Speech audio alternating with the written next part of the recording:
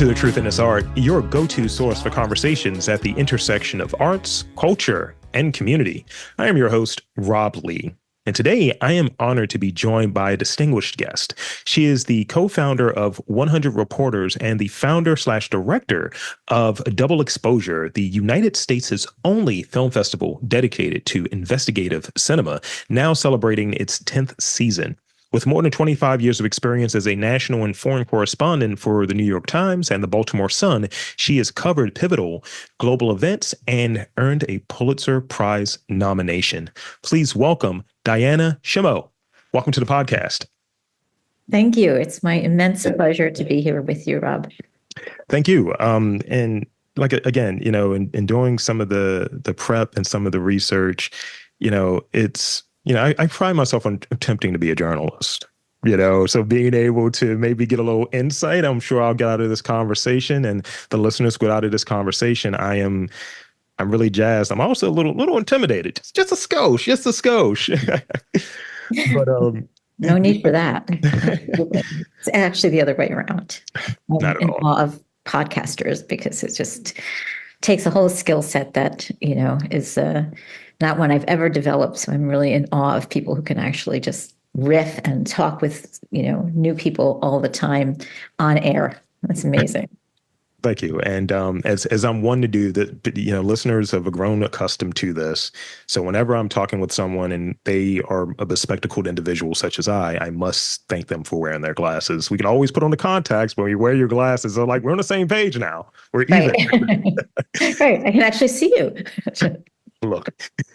So before we get too deep into, the conversation, I want to give you the space to introduce yourself and share a bit about your work. And I think it's really important to give folks that space, because often, and I do this in this pod, just allowing folks to introduce themselves the way that they feel most comfortable with, the one that feels the truest for them. And you always find out these different details. I've talked to writers who are also like, hey, I'm a boxer as well. I'm like, oh, that's not in your bio. So if you will, could you introduce yourself? So my background is in journalism. I'm from New York, originally Brooklyn girl. And I studied journalism at Columbia. I went to Barnard undergrad. And, really for most of my career was in daily journalism. I started at the Baltimore Sun, covering poverty and social services in the 1980s. It was a really great period. It was the Evening Sun, which no longer exists. And then I moved over to the Morning Sun and went overseas for them. I was their bureau chief in Paris, starting in 87. And then the New York Times hired me off of the Sun. And I went to New York and did some local reporting for a few years, and then became their bureau chief in Latin America. And I was based in Brazil. Did that for 4 years. I covered the northern part of Latin America. So basically, Ecuador, Paraguay, Brazil, Colombia, and Venezuela, and did some backup in Peru for one particular story. And that was, really a fantastic experience, and really important for what we see a lot of now around the country. And then in 2008, I left the Times. I was writing a book, and that came out in 2010 called Skies to Conquer. It's about the Air Force Academy. And I spent about 4 years writing that book. Came out in 2010. And then in 2011, I co-founded 100 Reporters with Phil Sheenan, who was also, somebody who left the Times in 2008, as I did. And we sort of conceived of this together. And I stayed on to actually run the organization. And then in 2015, we launched Double Exposure. So 100 Reporters is, I guess I'll tell you more about that in a minute. But in terms of like who I am and where I am, I guess the unifying thing is always thinking about, how we can do what we do as journalists better, and how we can sort of tell stories with integrity, and being mindful of who we're talking about, and how stories are presented really in their entirety. That's kind of the big picture of what we're doing, and I can explain, more about the festival, and but in terms of myself, that's kind of where I am. Thank you. That's great, and thank you for taking us through. I mean, in the abbreviated version of it, sort of this dynamic career, and because I see it's a first in here, right? You're one of the first, if not the first, woman assigned overseas by the Baltimore Sun. I was actually, I sometimes joke that if they had not hired me, they had the Baltimore Sun for many years punched above its weight in terms of foreign reporting. It was, they had foreign bureaus since 1922. And by the time they hired me 65 years later, I was the first woman they ever sent overseas to be a bureau chief. And that was based in Paris. So I covered Western Europe. And I sometimes joke that, like, if they had just avoided that, they would have had a perfect, unbroken record of sexism. Because a few years later, they actually uh, started to dismantle the foreign operation pretty much. Oh So wow. they don't really have. I mean, I don't think that they have any. Maybe they do, but I think that their foreign coverage was vastly reduced in the 1990s, like a lot of papers that came on hard times. And after me, they brought in Jerry Eddings to Johannesburg. I don't know if they ever brought in other women. I think, I wasn't paying attention after I left, but I think that Jerry Eddings might have been the only other woman they sent overseas. He might also be the first African American bureau chief. I don't know. I can't say for sure. I haven't really thought about it until now. I'm thinking about it, but I was the first woman, and she might have been the first African American, certainly the first African American woman, but she might be the first African American altogether. I don't know. Wow. Yeah, Yeah. yeah. Yeah. I'm processing that, like those extra details. So thank you for that extra piece there. So I'm curious on sort of investigative journalism, right? What was that poll for you that it made it like an area of interest that, what's the story and how does it shape sort of subsequently, sort of your work, later in your career, like sort of how you maybe tell stories, how you approach stories. So, and there's always a kind of debate that goes on in newsrooms. Like sometimes you'll have people who say every good story is investigative, right? You'll have some people who will say that, like, well, everything, but then, there really is kind of something else that is called investigative, which is, not beat reporting, not only beat reporting done well, but that is kind of an approach to looking at a story that's very comprehensive, that's not based on what happened yesterday, that kind of looks at issues as, systemic questions and, what are kind of the structural issues that created the problem? Are there, hidden sides to this? I'm almost, like I'm almost embarrassed to say that, when I started out as a journalist, it was, usually I would interview people, and the first few people I interviewed would kind of set the framework for how I thought about a problem. And I think this is probably common to many new journalists, and I would measure what other people would say against this original concept that I had for this is the story, whether it's, whatever it is, this is the story. But as you kind of get a little bit more seasoned, you realize, well, you just happened to speak to that person first. That doesn't mean that they have a monopoly on truth. And your whole value is that you're not invested, that you can kind of take a step back and say, it's not about who is nicer. It's not about who is, speaking the same way I do, or the same language I do, or who looks like me, or who, has the same education or whatever. It's about what is underneath it. You start looking at things in a more almost like archaeological way, like what are the layers underneath that you're not seeing on the surface? And that inevitably takes you to investigative, because, you really don't have the time to do that when you're, on a beat or on the daily grind, until you're in it for enough years that you know all the things, and, you know where the bodies are buried and you can go, right? But investigative is sort of sets you out on a path to ask those questions from the very start. So that's kind of how I got interested. I've always sort of looked at things like, as a young person, I often felt that, well, whatever I was encountering was my universe, and it was personal to me. It was because I happened to live in Brooklyn. I happened to, um, be in this community, or I happened to walk this street or go to this public school. Um, I didn't think of it as like there's some forces that are bigger than I am, that are kind of moving, that are affecting what I see, what I hear.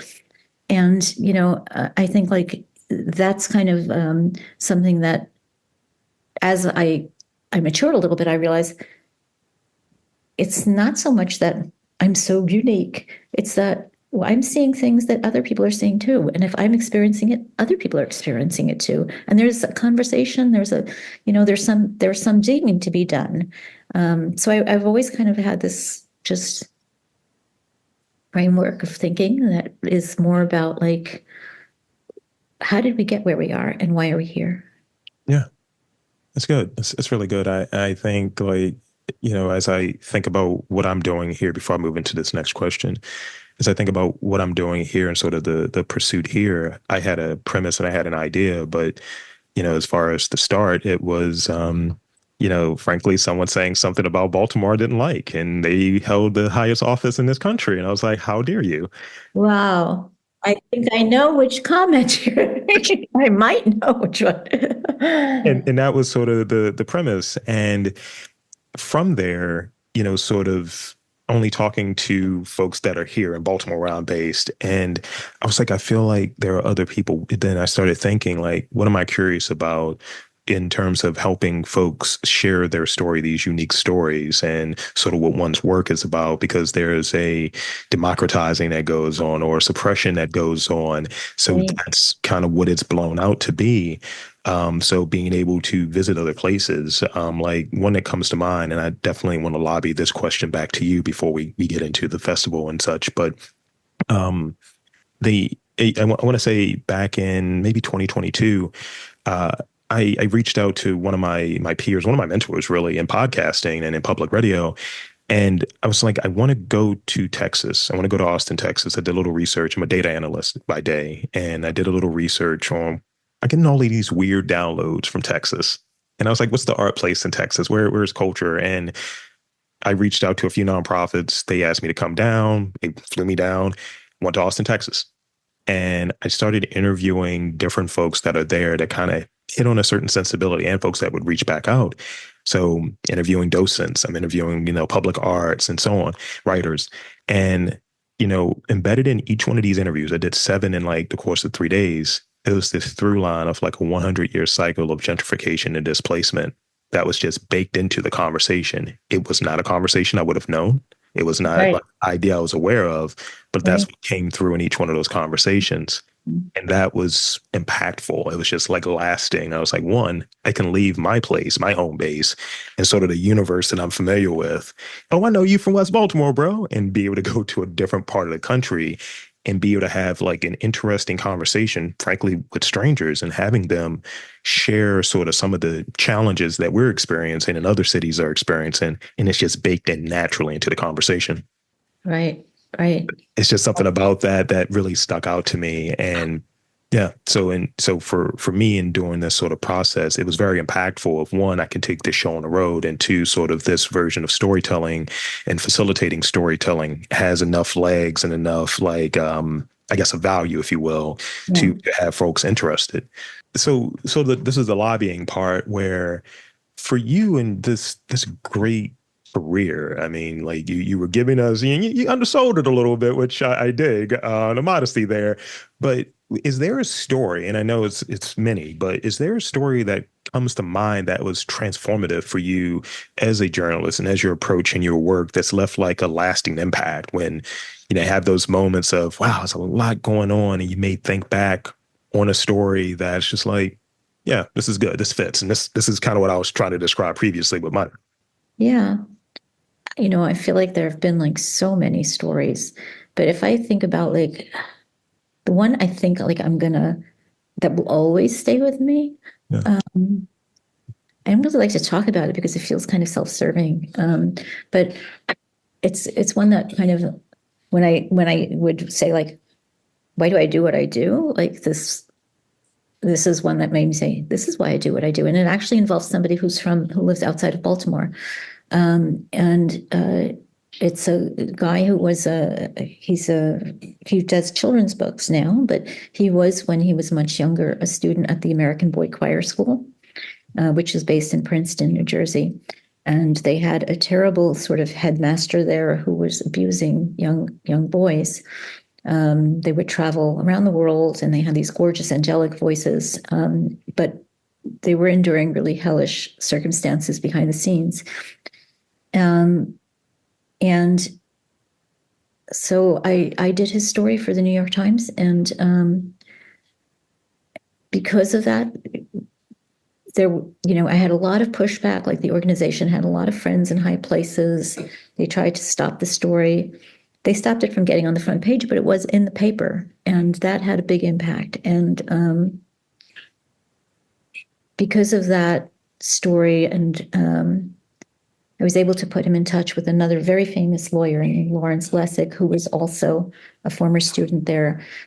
And they were able, to successfully get the New Jersey legislature to reverse this kind of immunity, charitable immunity, that, the church had been blocking this being repealed because obviously, the church has a lot to answer for in this area and was looking to protect its assets.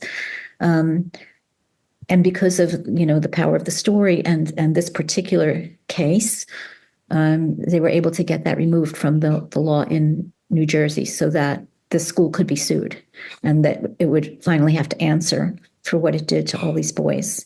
The story wasn't just about him. He was like my window into it, but then I interviewed victims from around the country. Yeah. A terrible, very hard story to do because it was just wrenching. But, it was one where I looked at it and I could say, whatever else I do in the world, I did this, and this is good. So that's that's the sort of high of journalism when it succeeds, that you can actually, and it takes a lot to make that happen. It has to be really like a rock solid story, and it has to be, people who care. It's like we throw a bottle into the ocean, and the ocean is democracy. And we say, here's the news. And then it's really up to democracy to say, like, this matters and we're going to do something about it. Sometimes that happens, sometimes it doesn't. And there's so many factors involved, so we can't control them. But this was one where I was just really happy to be able to see, that we were able to make something happen that actually, brought some accountability. I don't know that the school ended up going bankrupt and is now shut down. I don't know that, how many people actually collected money over this, Sure. but at least it opened, and that I honestly don't know the answer. It may be millions, it may be, 10 cents. I have no idea what the actual, I've never like done a story because I went overseas after doing that story. I wasn't in a place to kind of follow it, but I have stayed in touch with the protagonist. We stay in touch, and he sent me a really great letter that he actually laminated for me, which was wonderful. And he writes these children's books, and I look at them and sometimes, offer some like suggestions on editing or things like that, but mostly the art is just dazzling. So I just love to see them.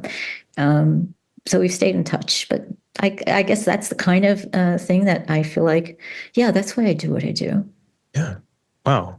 That's powerful. And thank you for sharing that. I think it's when we're able to open up, sort of conversations, we don't know what the intent is. We don't know what the output is going to be, but if we're able to open up conversations and have people maybe think a little bit further, a little bit deeper, maybe take that journey as well, do that archaeological thing and dig into this. What happened here? Who are these? And it's like, oh, oh, and then able to go back and see sort of what the start of or what was one of those accelerants, a story, or in my very small space, like a podcast of opening up and seeing like, this is the type of work that's happening here. These are actually real people that are making this interesting work, and these are their real stories. Yeah. So I'll tell you one other thing I've observed, which is really still surprises me because it's like, why is this way? But I find that stories get more interesting. Everybody's going to hate me in Washington for saying this, but I find that stories get more interesting in direct proportion to their distance from the capital, not just in this country, in every country. Stories just get like the farther away you get from the capital, the more interesting the stories get. If I look at like Washington reporting, I mean, if you're a power junkie, if you're really interested in politics and power, then what I just said is totally ridiculous. But if you're interested like in the texture of human life and people, Mm-hmm. I am, then what I said is true.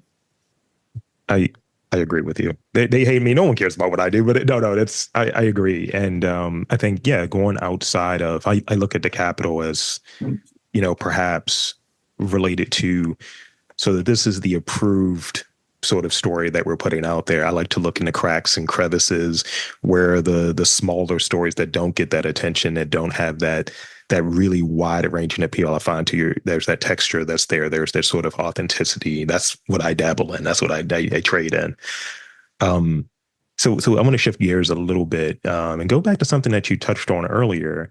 I want to talk about double exposure, if you will. So, co-founded Double Exposure, right? Which is now celebrating 10th year? That 10th season, I founded Double Exposure and co-created it Co-created. with Sky Sidney. So I kind of got the initial funding to launch it and, shop the concept and sort of do that. And then Sky came on and she actually helped me realize that vision and made it better in important ways. So I owe her so much. But yeah, that started in 2015. This is our 10th season. So I, always saying like, is this our 10th anniversary or our 10th, it's our 10th season. I guess the 2025 will be our 10th anniversary, but it's our 10th season.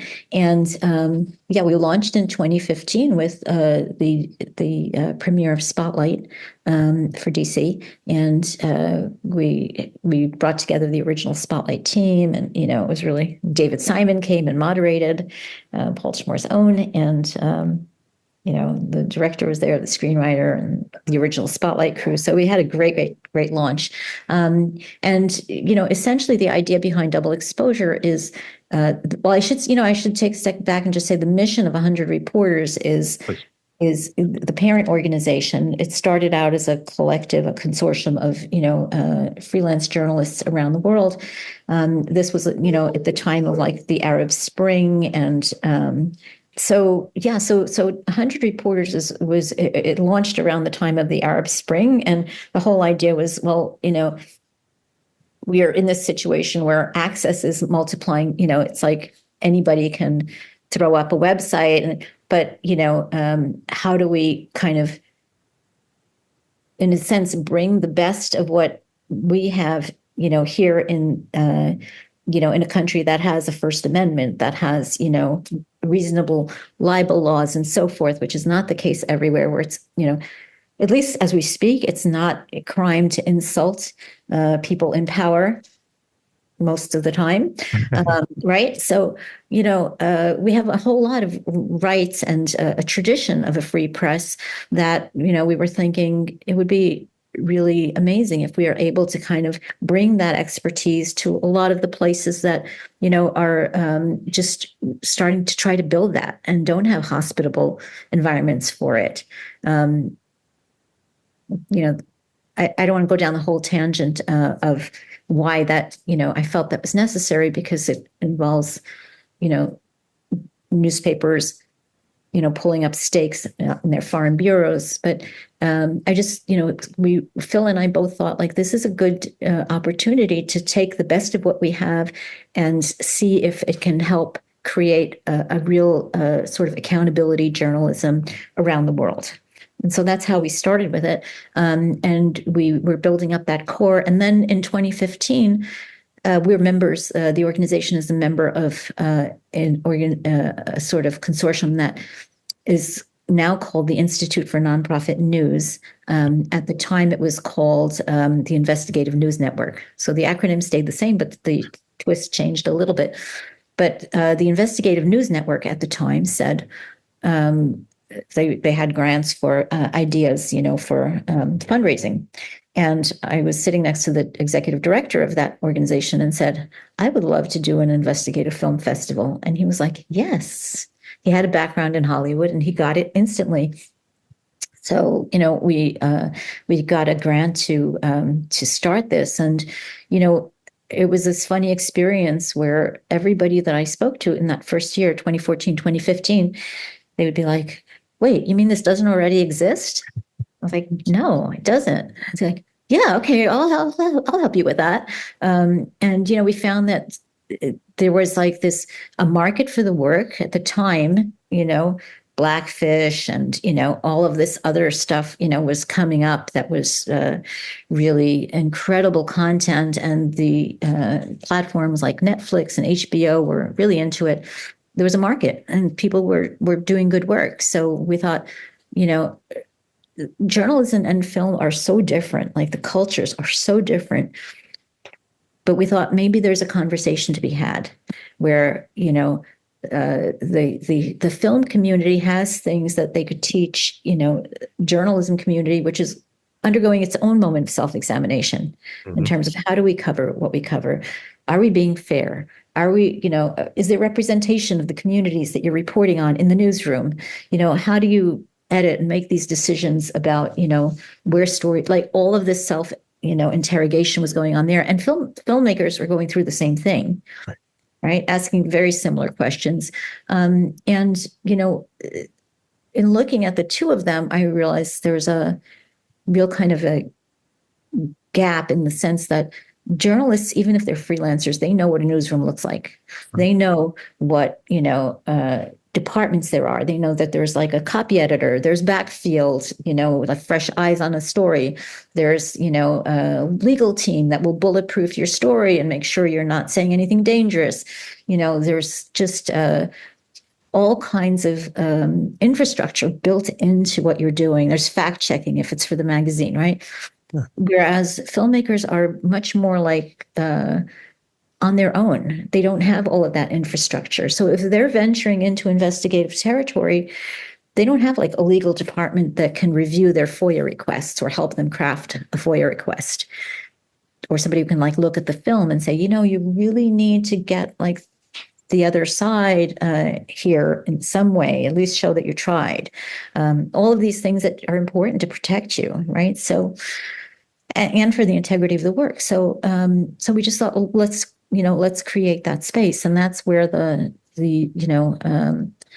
conference comes in, the Double Exposure Symposium. So the idea was, 100 reporters set out with the goal of, in a sense, marrying the best practices that we have in journalism in this kind of, traditional sphere of journalism to this emerging landscape of accountability reporting that is working under very difficult circumstances. And the Double Exposure Festival kind of carries that forward. The idea is to kind of keep the standards strong as the technologies and forms of storytelling evolve. And that's, Double Exposure is all about kind of connecting these two communities so that they can benefit from each other's knowledge and improve the way they do what they do and the final product. So it's a coherent whole, but they're both very different, sides of the organization. Thank you. And it's great that and I've been running this idea of when I have a guest on, I let them cook because it makes me seem like I'm a better interviewer because you've answered two other questions already. So shout out to you. I love that. Thank you. And I want to go back to one thing that I want to comment on. I see it again, I'm in this lane, but I think sort of this notion of not having sort of the legal piece. That's the thing that stuck out, and the sort of the accountability. I had an interview a while back, maybe earlier this year or late last year, with Eric Deggans, who's a pop. Oh, yeah. And he was talking about journalistic integrity as one of those things. And I always see my fellow peers in podcasting that get into a lot of trouble for Mm, not thinking things through and just rolling off of the cuff. And that the Eric thing comes to mind, which you were describing there, as far as like having that room, having those, like the legal department, having people to fact check things of that nature. And as a podcast educator, that's another thing that I've done in the last year. I'm sharing what I know with students who want to go into it. And these are considerations that I mention of what is the story? Did you research that, or are you just kind of popping off? What are you presenting your story as? And I've also listened more intently to the podcast that I'm into, like listening to those credits. Thanks to the team, and you'll name like a laundry list of people who are right. fact checking, who are going through these things. So when I got into podcasting 16 years ago, almost, there wasn't that. It was kind of like me and a couple of buddies. We figured Right. it out. Now it's just like there are stakes there, there's budget, there's sponsorship. So there's things at stake. But then also it's sort of like, make sure you get the story right. Like when you have a podcast like Serial, for instance, that a lot Right. of people got a lot of like knowledge from, and it's, caused some change and investigating things. You can't just mention things that you can't really verify, you can't really check into, and you can put yourself in a position that Yeah. bad that could be really bad. And I find like podcasts, as far as the smaller, more pop culture oriented, more disposable sort of fun content, they Yeah. find themselves in hot water because they dive into these things that a little bit more, you should have ran this through someone first. Right. You should have got this vetted. Right. Exactly. Yeah. Yeah. I hadn't realized that. I mean, in film, there are organizations and production houses that are there and kind of uh, create like a kind of equivalent, like of a back office kind of a thing, like not clerical, but more like with these things of fact checking, of technical assistance, all of the things that you would normally have like in a newsroom. That they're creating that similar kind of a structure tailored to the needs. So those do exist. So IDA does that. International Documentary Association, Cartemkin. There are many or not so many, but there are some that actually do that, that provide that service for documentary films, which is what we focus on for the most part. So moving into this year's theme, could you tell us a bit about sort of this year's theme? I believe what influx out of bounds. That's the name I'm seeing. Yeah, exactly. I started out thinking it should be liminal spaces because I was feeling we're such this like twilight zone, but everybody I said that to like reached for dictionaries. So I thought, okay, let me tell them what it actually means because it should be accessible to people. Yeah. So influx out of bounds is kind of describing our moment that we're living through, isn't it? I mean, just seems like we're in such a crazy moment of transition where everything is things that you thought like, oh, this can't possibly happen. And then it's like, oh, yeah, okay, that happened.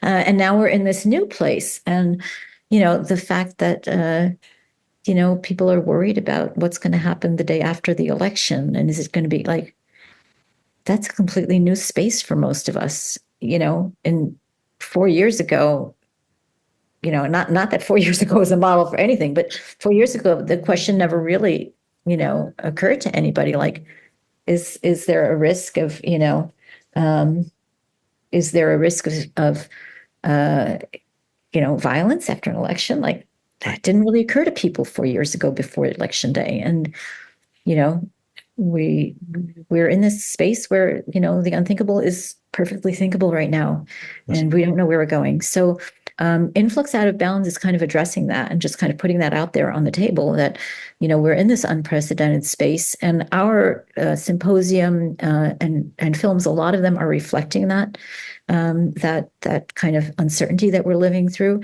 And the symposium is kind of taking that on in its programming, because this is where we bring together filmmakers and journalists to talk about their craft. And, they're the content creators, if you will. And, this moment poses, real challenges in terms of how you put together documentary film. And, that's what we're kind of addressing with this. It's both sort of the external thing, but also for the practitioners.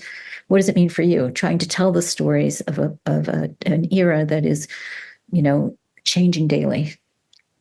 Yeah. And I think you touched on a really good point there. And I'll even like add this piece in there, sort of what maybe wasn't a consideration. Now it seems like this is possible, where sort of we're in this sort of post the notion, the terminology of fake news floating out there. So there's that. So everything is being judged in a way versus maybe it didn't need that. Let's just assume that the work is being done right, it's being vetted and all of that good stuff. But the fact that it can be batted down with those two buzzwords is one thing.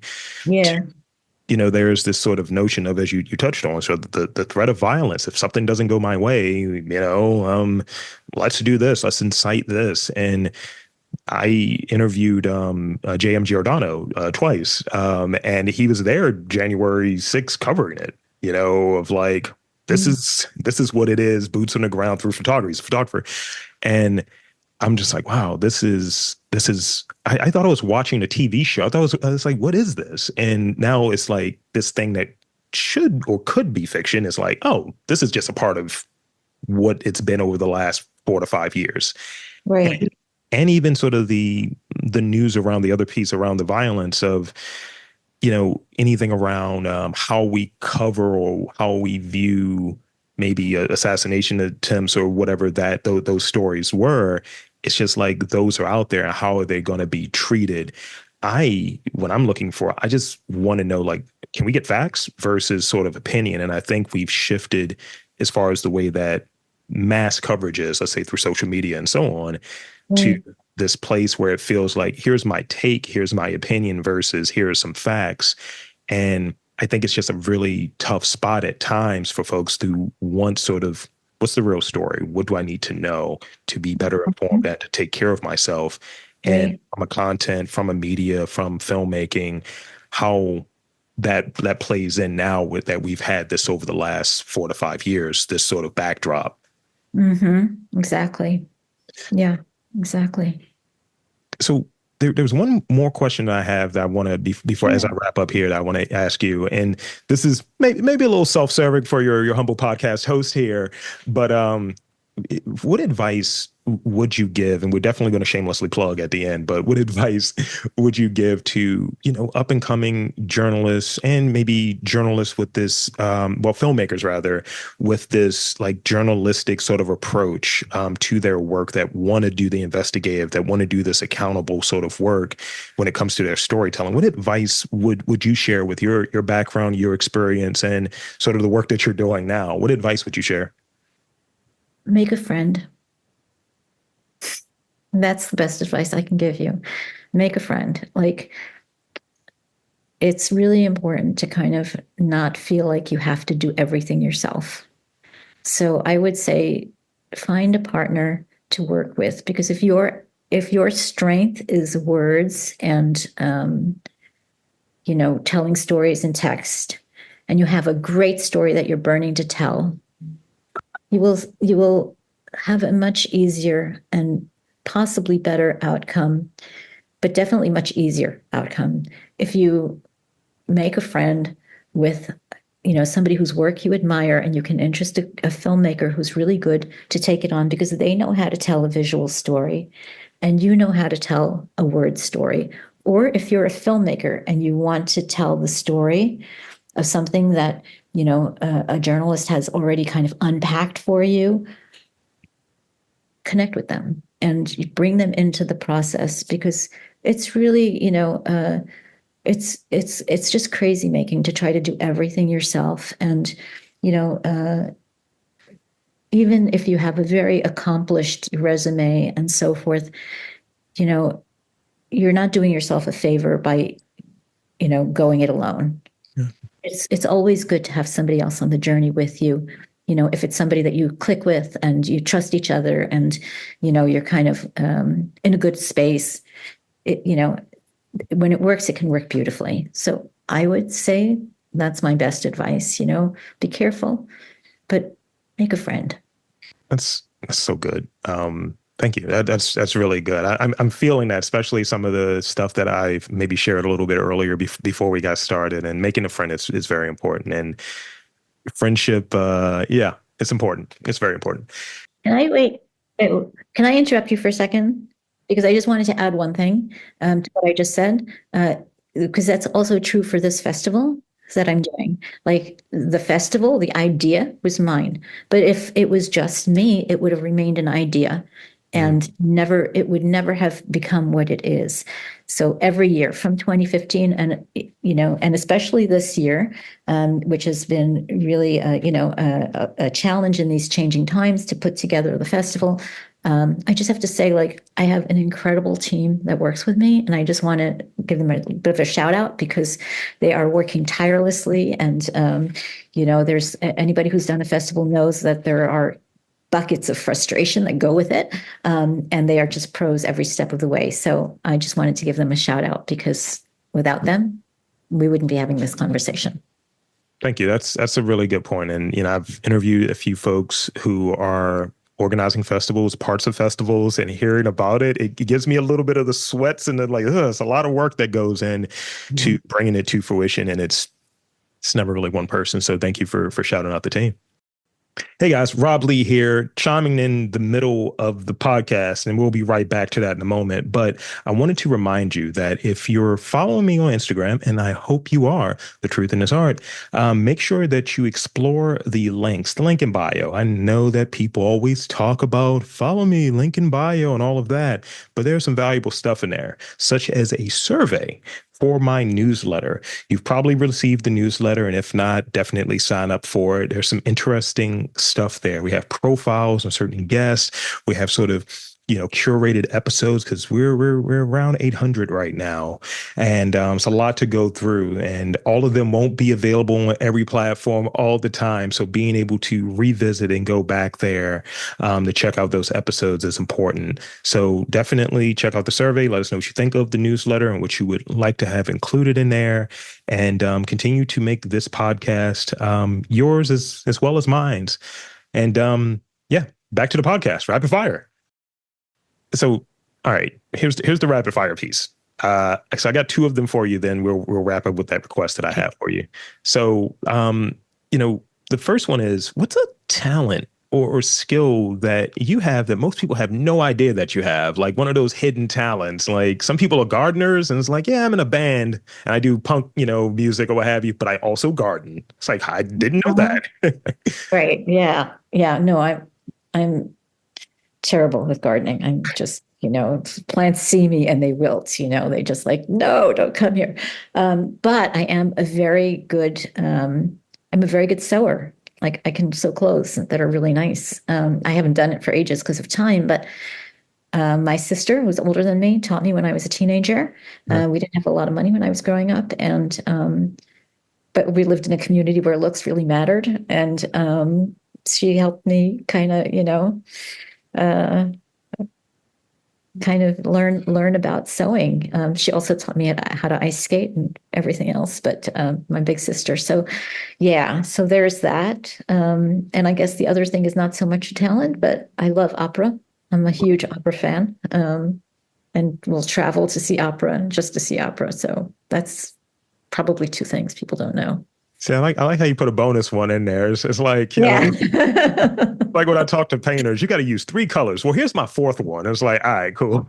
Right. Okay. Yeah. The plate only holds 3. So this is the second one that I have for you. I'm always about sort of the dopamine hit, those endorphins and all of that good stuff. What is a song or even an album that instantly puts you in a good mood? I'm going to botch his name maybe, but Israel Kamenikui, who does Somewhere Over the Rainbow. Okay. And It's a Wonderful World. Gotcha. Yeah. I love that song. I could listen to that all day. Yes, I see. I feel the same way about that song. It definitely puts me in a good mood. I was like, let me put that on real quick. It's been a rough morning. Get a lot of people sing that song. Yes. And sort of those are the two rapid fire ones. So thank you for indulging Sure. the rapid fire. In these final moments, there are 2 things I want to do. One, I want to thank you for spending some time with me coming onto the podcast, and 2, I want to make that request. If you could share with the listeners sort of those final details, like dates and all of that good stuff, website, the floor is yours, please. Thank you. So the festival website is dxfest.com, like short for festival, dxfest.com. And the dates are November 7th to the 10th. It takes place, the symposium pieces and some of the select screenings are at the Johns Hopkins University Bloomberg Center in downtown DC, which some people will know as the museum space. It's 555 Pennsylvania Avenue. We have additional screenings at the Naval Heritage Center, which is at 701 Pennsylvania Avenue. We offer shorts strands free to the public at Martin Luther King Library on the Friday, Saturday, and Sunday around lunchtime. And we really welcome people to come. You can get tickets at the website or at the door. We're really excited to have this out there, and want to see your listeners and everybody else in town coming to this. And there you have it, folks. I want to again thank Diana Schemo for coming on to the podcast and sharing a bit about double exposure. And make sure that you pull up to the festival on November 7th through that weekend. And for Diana Schemo, I'm Rob Lee, saying that there's art, culture, and community in and around your neck of the woods. You've just got to look for it.